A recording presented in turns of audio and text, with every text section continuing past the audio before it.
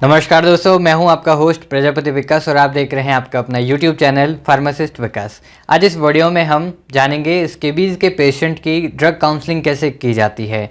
जो भी स्केबीज़ का पेशेंट है उसको कौन कौन सी दवाइयाँ दी जाती है, दवाई को लेने का सही तरीका क्या है, फ्रिक्वेंसी क्या है, कितने दिन तक लेनी होती है, सारी डिटेल हम इस वीडियो में जानेंगे। तो वीडियो को बिना स्किप के पूरा देखिएगा, बहुत सारी जानकारी आपको मिलेगी। जब भी कोई पेशेंट आता है स्केबीज़ का और उसको डॉक्टर द्वारा दवाइयाँ दी जाती है तो वो दवाइयाँ कैसे लेनी होती है, क्या सावधानियाँ रखनी होती है, ये बहुत इम्पॉर्टेंट होती है। क्योंकि स्केबीज़ के केस में अगर सावधानियाँ नहीं रखी जाएँ तो स्केबीज़ का जो इन्फेक्शन है वो कभी ख़त्म ही नहीं होगा। आप दवाइयाँ लेते रहेंगे और वो जो स्केबीज़ का इन्फेक्शन है वो ख़त्म ही नहीं होगा। तो सबसे पहली सावधानी यही रखनी है कि जो भी दवाइयाँ दी जाती है इसमें, जैसे कि परमेथ्रिन लोशन या क्रीम दी जाती है जो कि पूरे शरीर में लगाने के लिए होता है। इसको लगाने का सही तरीका क्या है, गर्दन से नीचे वाले एरिया में यानी पूरे शरीर में लगाया जाता है। आँख, नाक, कान, मुंह को छोड़कर गर्दन से नीचे वाले एरिया में पूरे बॉडी पे परमेथ्रिन लोशन लगाया जाता है और गर्दन से ऊपर वाले एरिया में ये परमेथ्रिन लोशन नहीं लगाया जाता है। इसके बहुत सारे जो है साइड इफ़ेक्ट भी देखने को मिल सकते हैं। और जब ये परमेथ्रिन लोशन लगाते हैं तो शरीर में कुछ टाइम के लिए खुजली हो सकती है। अब पेशेंट की काउंसलिंग करते टाइम सबसे पहला सवाल यही होता है कि जो पेशेंट है उसके साथ में एक ही घर में और कितने सारे लोग रह रहे हैं। अगर पेशेंट एक है तो एक परमेथ्रिन लोशन उसको दिया जाएगा जो कि एक बार में उसको आधा ख़त्म करना है।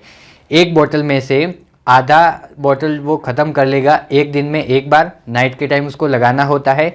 फिर जो आधा परमेथ्रिन लोशन बचता है उसको 7 दिन बाद में वापस नाइट को लगाना रहता है। इस तरीके से ये परमेथ्रिन लोशन लगाया जाता है। अगर पेशेंट के साथ में 2 या 3 लोग हैं तो पर पर्सन एक परमेथ्रिन लोशन की बोतल दी जाती है जो कि 7 दिन में एक बार नाइट के टाइम आधी ख़त्म करनी होती है परमेथ्रिन लोशन की बोतल।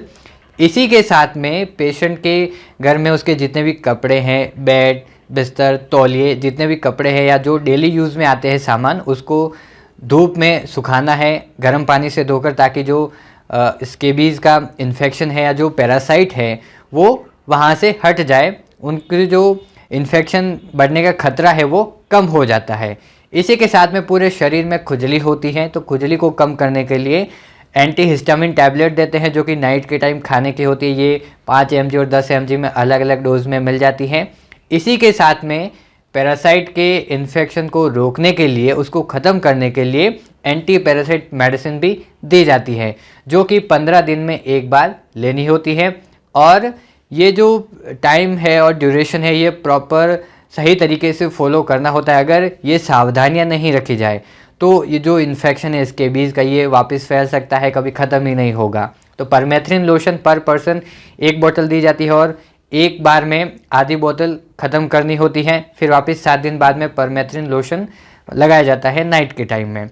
खुजली को कम करने के लिए एंटीहिस्टामिन टैबलेट देते हैं और पैरासाइट के इन्फेक्शन को रोकने के लिए, उसको ख़त्म करने के लिए इसमें वर्मीसाइड टैबलेट या दूसरी बहुत सारी अलग अलग ब्रांड नेम से आती है, आइवरमेक्टिन जो कि एक्टिव इंग्रेडिएंट है, वो टैबलेट भी दी जाती है जो कि इसके इन्फेक्शन को रोकता है।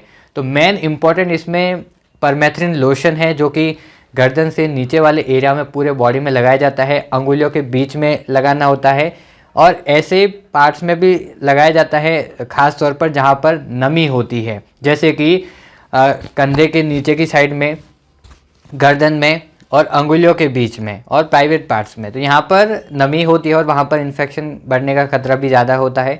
तो उन पार्ट्स में खासतौर पर ध्यान देने वाली बात है, वहाँ पर परमेथ्रिन लोशन लगाकर थोड़ी हल्की सी मालिश करनी चाहिए।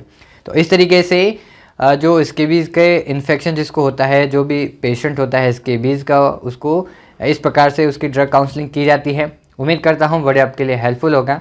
चैनल को सब्सक्राइब करके रखेगा, ऐसे ही नई नई वीडियोज़ आपको इस चैनल पर मिलती रहेगी। धन्यवाद।